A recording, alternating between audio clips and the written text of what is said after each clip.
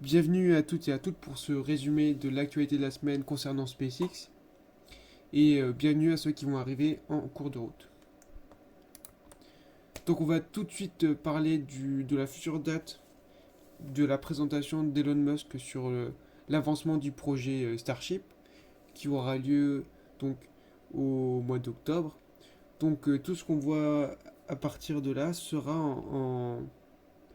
en direction de cette conférence qui aura lieu le mois prochain. Et ne pas oublier aussi que la capsule Dragon Crew est toujours dans, le- dans les soutes. Et donc Thomas Pesquet partira pour le deuxième vol officiel de la Dragon Crew. Donc on va direct retourner sur Boca Chica et observer tous les avancements qui a eu lieu cette semaine. Et un grand remerciement à RJV Aerial Footage pour toutes ces magnifiques photos et cette documentation. Donc là, on peut voir la progression sur la high bay. Donc ce sera une grande structure, pardon, excusez-moi, une grande structure qui pourra protéger donc Super Heavy du vent et donc pouvoir installer des grues à l'intérieur pour faciliter l'avancée l'avancée des travailleurs.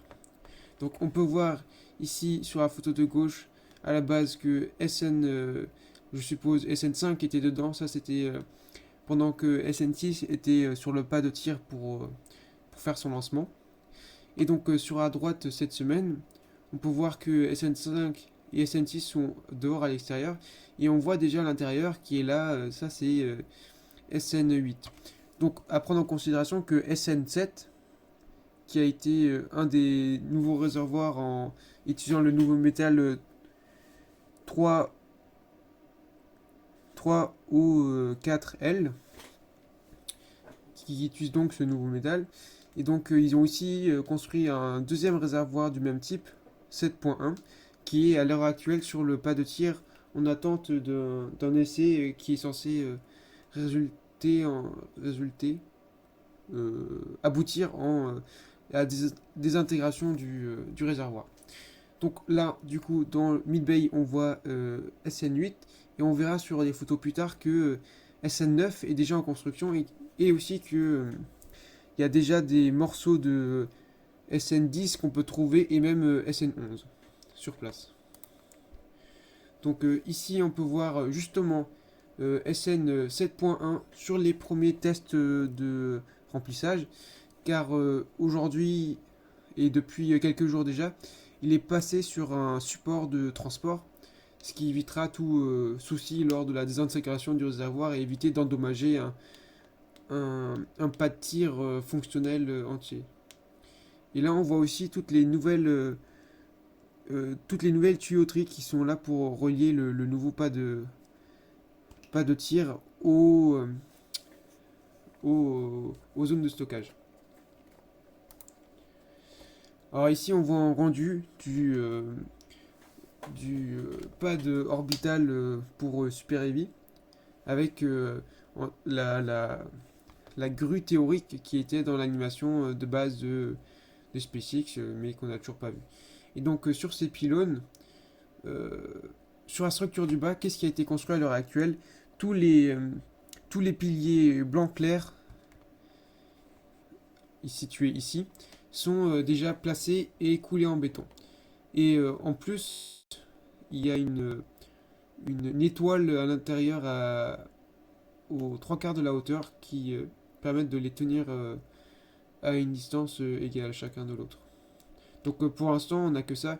Et donc là, pour la diversion des flammes, c'est juste une supposition parce que dans la configuration excusez-moi, que ça va me revenir.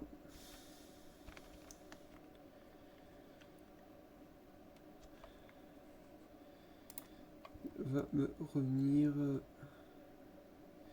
le nom de l'artiste qui a fait ce rendu, qui est RX. Voilà, excusez-moi. Donc le rendu de RX Voilà, et pas tout à fait exact parce qu'on peut voir que des flammes peuvent toucher les poteaux, les grands piliers, excusez-moi.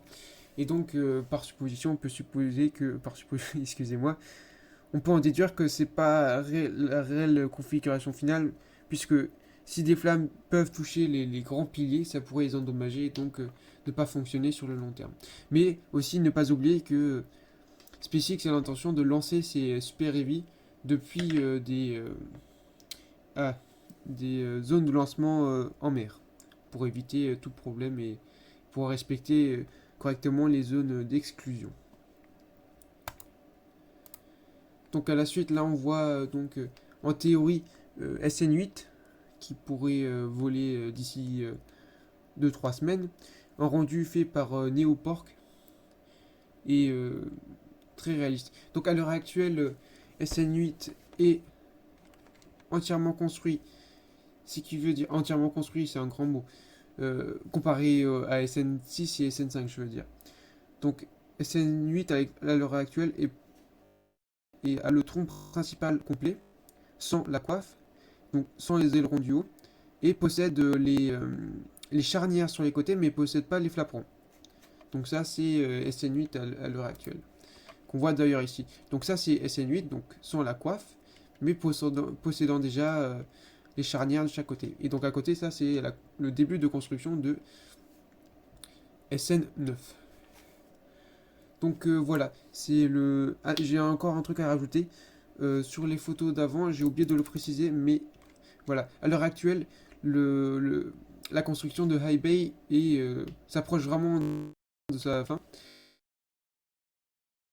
Ils sont en train de finir le toit.